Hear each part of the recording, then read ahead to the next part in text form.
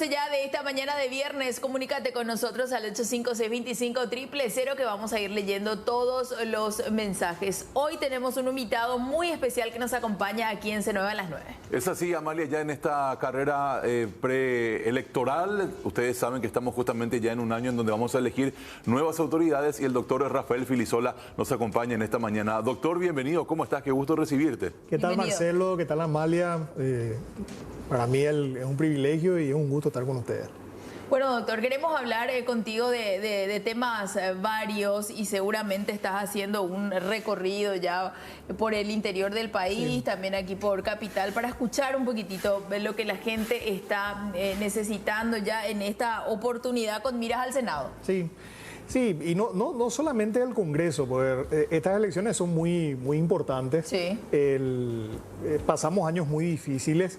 La pandemia le golpeó mucho al país, eso significó que muchas familias se vean arruinadas, negocios que perdieron todo, y bueno, y otros problemas como la inseguridad, que es un problema muy sentido en este momento. Uno mira los noticieros, lee los diarios y las noticias de todos los días son hechos de violencia que afectan a muchos compatriotas, así que el nuevo gobierno que asuman el del 2023, y no estoy hablando solamente del Congreso, sino estoy hablando de la presidencia, va a tener unos desafíos bien difíciles.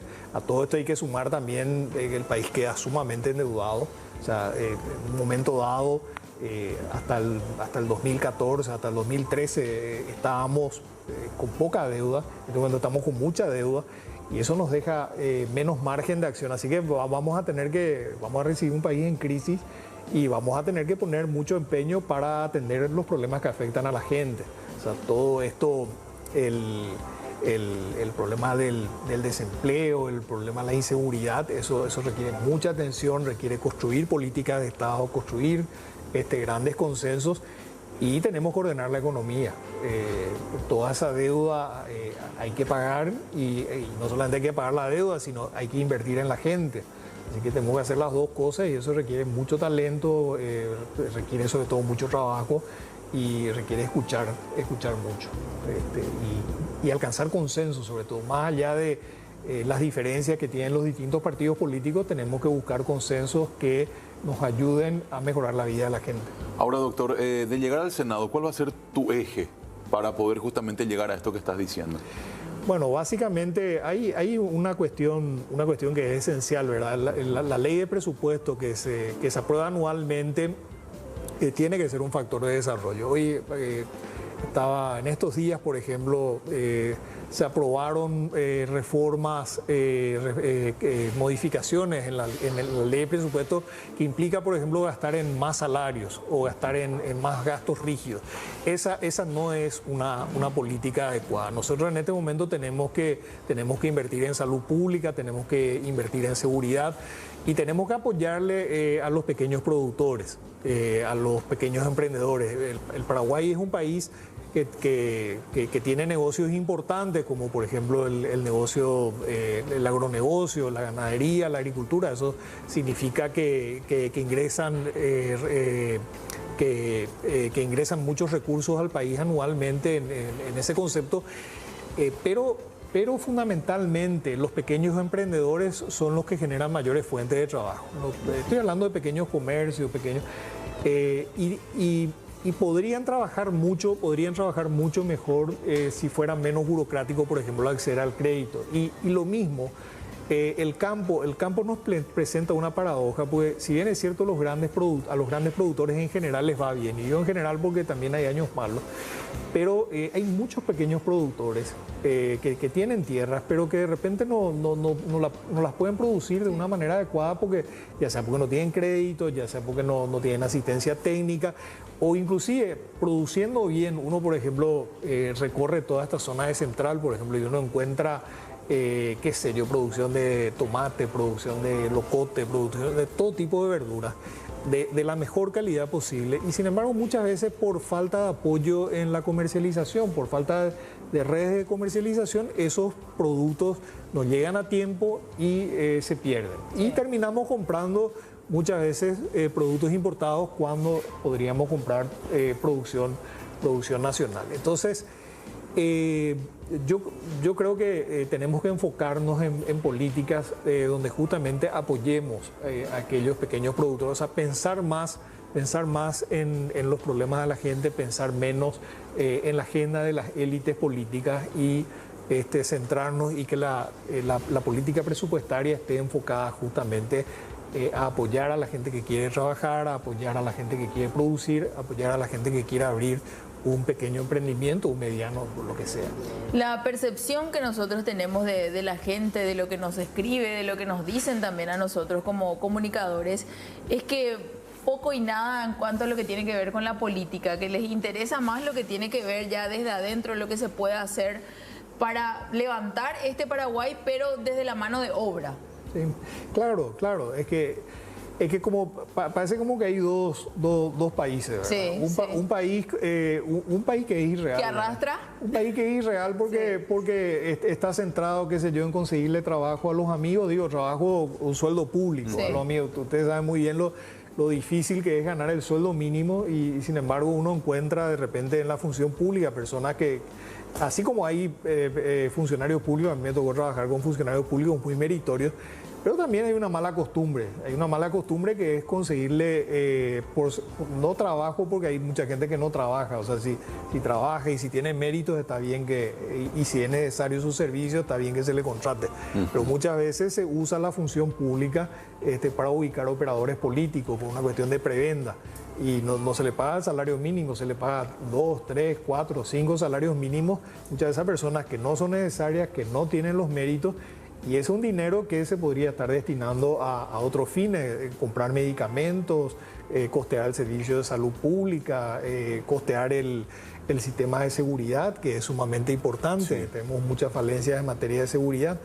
Así que un poco la agenda tiene que ser dejar un poco de lado los intereses de algunas élites partidarias y realmente entender que el país está en una situación crítica, que el país no puede seguir malgastando sus recursos y que se deben orientar esos recursos a aquellos temas que realmente le interesan y que son necesarios para el desarrollo del país y para el bienestar de la gente. Doctor, aquí nosotros con Amalia somos muy críticos realmente de lo que vemos en la actualidad política y realmente no cae muy bien en la ciudadanía el transmitir, por ejemplo, una sesión en diputados o en senados en donde el versus baja a ese nivel, sí. No vos, no yo. Y también cuando uno ve a legisladores que están procesados también y metidos en cosas bastante raras, ¿no? Esa vieja política, ¿hay que desterrarla del tercer espacio? Sí, hay que desterrar, a ver, los partidos tradicionales se tienen que depurar. Los partidos tradicionales son, nosotros tenemos nuestros partidos, los partidos tradicionales paraguayos, los más antiguos, están entre los más antiguos del mundo. O sea, por un lado es importante que esos partidos existan porque le dan estabilidad al país, pero así como están no nos sirven y no prestan un servicio al país. Todos los partidos se tienen que depurar. Principalmente los partidos tradicionales pues son los más grandes y los más importantes, pero también los partidos pequeños. Todos los partidos se tienen que depurar y sobre todo hay que darle contenido al debate político en el país. O sea, no puede ser uno está viendo una sesión del Congreso el Congreso es la casa del pueblo. O sea, ahí están los representantes, las personas que nosotros elegimos para que nos representen, para que voten por nosotros, para que lleven nuestros problemas. Y resulta ser que uno se pasa viendo que, qué sé yo, hay debate de 4 horas donde es fulano contra mengano, perengano, con descalificaciones personales. Yo no estoy en desacuerdo que el debate sea álgido y que de repente las palabras sean duras, pero tiene que haber un resultado. O sea, finalmente uno le mide, uno qué espera de sus representantes. Uno espera que sus representantes defiendan sus derechos. Esperamos que defiendan nuestros derechos. ¿Y qué es lo que necesitamos? Necesitamos ver resultados en salud, necesitamos ver resultados en educación, necesitamos ver resultados en seguridad. O sea, necesitamos que el debate en el Congreso represente los problemas que tiene la ciudadanía, no los problemas de liderazgo que tienen los diferentes sectores. Entonces hay que elevar el nivel del debate, pero sobre todo, más que elevar, además de elevar, ese debate tiene que ser consecuente con lo que espera la ciudadanía. Y esos problemas, yo estoy enunciando de una manera muy básica, pero son problemas, a ver, por hablar del tema de seguridad, tenemos un tema serio de crimen organizado, pero además del crimen organizado, que el crimen organizado puede socavar la democracia misma, la estabilidad misma del país. Es un problema muy serio. Pero además del crimen organizado, hay gente que va a trabajar, que sale a la mañana a trabajar con miedo a que la asalten. Estudiantes que de repente, qué sé yo, no pueden ir a estudiar a la noche, o cuando vuelven a la noche tienen miedo de ser asaltados. Personas que cobran su salario y de repente le asaltan y se quedan sin nada. O sea, ese es el drama, el drama, o sea, que viven gran parte de nuestros compatriotas todos los días y bueno, y si como sociedad nosotros no somos capaces de brindar condiciones de seguridad, de brindar una red social que garantice, por ejemplo, y voy a lo de la pandemia, que mucha gente se arruinó, pero no solamente por la pandemia, cuánta gente perdió todo porque algún familiar estuvo grave, estuvo en terapia, estuvo mucho tiempo y perdieron todo, perdieron la casa, además del trabajo. O sea, cuánta gente se arruinó por la pandemia.